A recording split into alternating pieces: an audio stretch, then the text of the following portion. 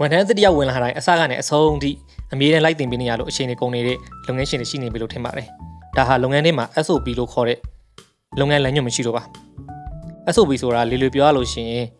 ဒီအလုပ်ကိုဘယ်လိုလုပ်ရမလဲဆိုတာကိုအစစ်အစင်ရေးထားတဲ့လမ်းညွှန်ချက်ဖြစ်ပါတယ်။ဘယ်သူပဲလာလာဘယ်သူပဲလုပ်လို့ဒီနေ့တိုင်းလုပ်လိုက်မယ်ဆိုလို့ရှိရင်ဒီရလည်းပဲထွက်ရမယ်ဆိုတဲ့စနစ်မျိုးပေါ့။ SOP ဒါတိတိကျကျရှိထားလို့ရှိရင်ဝန်ထမ်းအသစ်တွေကိုတင်တန်းပေးရတဲ့အချိန်တွေအများကြီးသက်သာသွားမယ်။အမားယွန်းလေးနေသွားမယ်။လုပ်ငန်းလည်းပုံမြင်လာမယ်ပေါ့နော်။တင်းငယ်တဲ့လုပ်ငန်းလေးရနေပြီးတော့ကြီးမားတဲ့ company ကြီးဖြစ်လာဖို့ဆိုတာကစနစ်ကောင်းဖို့ပဲလိုတာပါ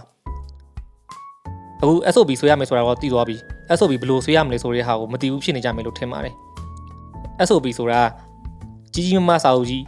ရေးရတာမဟုတ်ပါဘူးဒီ SOP တစ်ခုဆွဲဖို့အဆင့်3ဆင့်ပဲလိုပါတယ်ပထမဆုံးအဆင့်အနေနဲ့အလုပ်တစ်ခုကိုအစားကနေအဆုံးထိဘယ်နှဆင့်လုပ်ရလဲဆိုတာကိုရိုးရိုးရှင်းရှင်းလေးခြာရေးလိုက်ပါဥပမာ customer စီကနေပြီးတော့ order လက်ခံမယ်ဆိုပါစို့order လက်ခံမယ်ဆိုလို့ရှိရင်နံပါတ်1ဖုန်းပြင်မယ်နံပါတ်2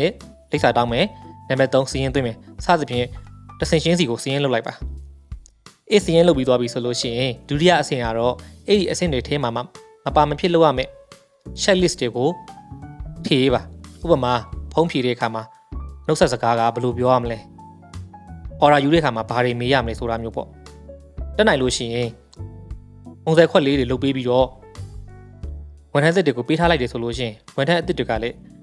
အမားမရှိဘဲနဲ့အလုပ်လုပ်နိုင်သွားပါလိမ့်မယ်။နောက်ဆုံးအဆင့်ကတော့ SOP ကိုကိုယ်တိုင်မလုပ်ဘဲနဲ့တခြားသူတစ်ယောက်ကိုပေးလုပ်ခိုင်းကြည့်လိုက်ပါ။သူကမိတ်ဆွေကိုလာပြီးမေးစရာမလိုပဲ